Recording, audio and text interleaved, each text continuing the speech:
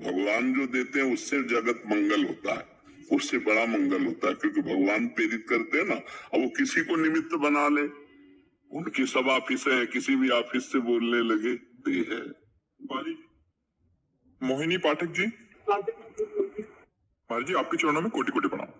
महाराज जी, जो लोग पृथ्वी लोक का त्याग कर चले जाते हैं, उनसे उनकी मुक्ति का मार्ग पूछने के लिए कैसे संपर्क करें?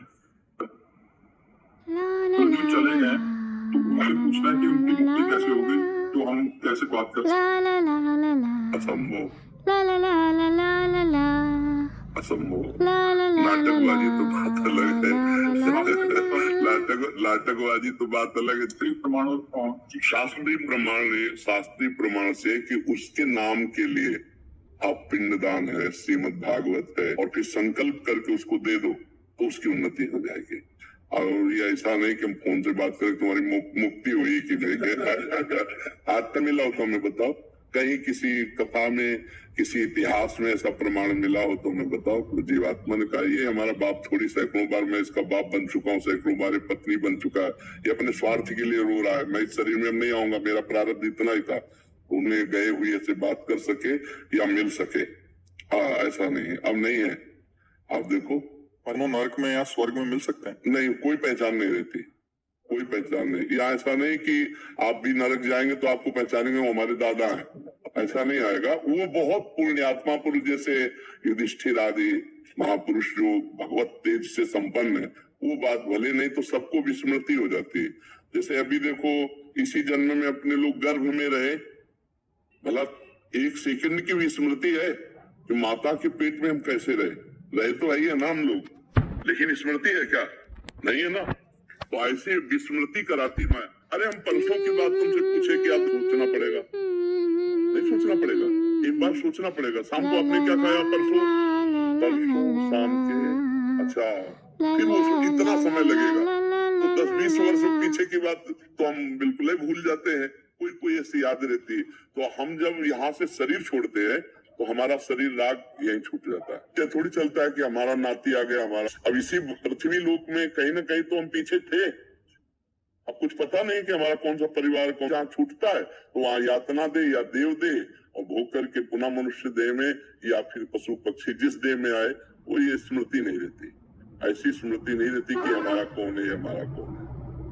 जैसे महाराज जी अगर सपने में कोई दर्शन देते हैं जासूसी हैं जो, और वो कुछ करने को कहते हैं तो ये हमारी सब कल्पना होती है। सपने में मन के सिवा कोई नहीं होता, ये मन ही भगवान है, मन ही देवता है, मन ही सब कुछ बन जाता है।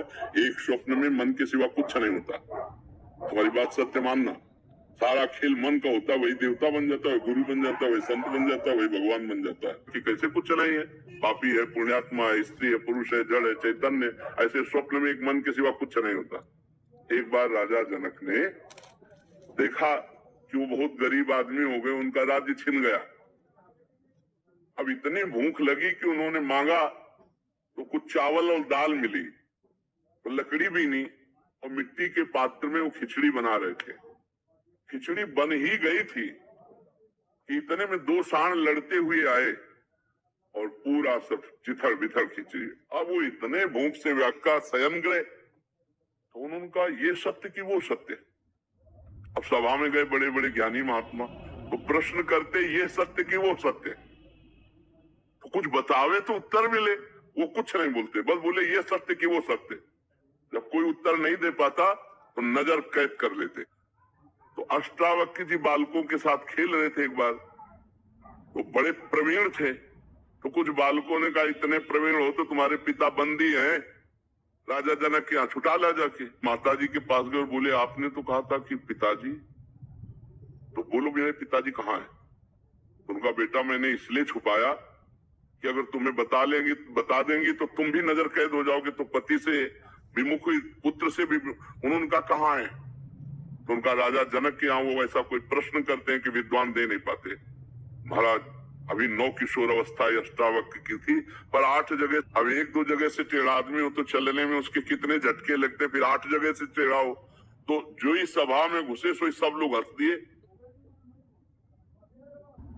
अच्छा, ब्रह्म ऋषि की संतान तेजपुर, ये ज्ञानियों की सभा है? हमें तो लगता है कि सब देहाभिमानियों की सभा है। और उन्होंने तो जो शब्दाजनक ने कहा, ब्रह्म ऋषि बालक होकर ऐसी असभ्य वार्ता क्यों करते हो? तो बोले हमें उत्तर दीजिए कि तुम देखकर क्या हंसे? तो बोले आपके शरीर का 8 जगह टेढ़ा होना। तो हड्डी, मांस, त्वचा, यही तो देखा। चुप। अब तो बड़े बड़े सब ज्ञानी चुप कि तुमने हड्डी, मांस, त्वचा ही तो देखा, यही तो ढांचा टेढ़ा है। तुमने आत्मा देखी क्या? तुमने ज्ञान देखा क्या? अब सब चुप। बोल राजा, ये सत्य कि वो सत्य? बोले ना ये सत्य ना वो सत्य। बोले कैसे? बोले जब तू जग रहा था तो स्वप्न पूरा झूठा नजर आया जो देखा तूने, और जब स्वप्न में था तो जागृत पूरा झूठा हो गया। आज सैया पर पड़ा था, ये झूठा हो गया, और जब तू जग रहा था, जगा, तब तेरा वो स्वप्न सारा झूठा हुआ। तो ना वो सत्य ना ये सत्य। गुरु बने अष्टावक्र जी जनक जी के गुरु है तो ना ये सत्य ना वो सत्य। ये भी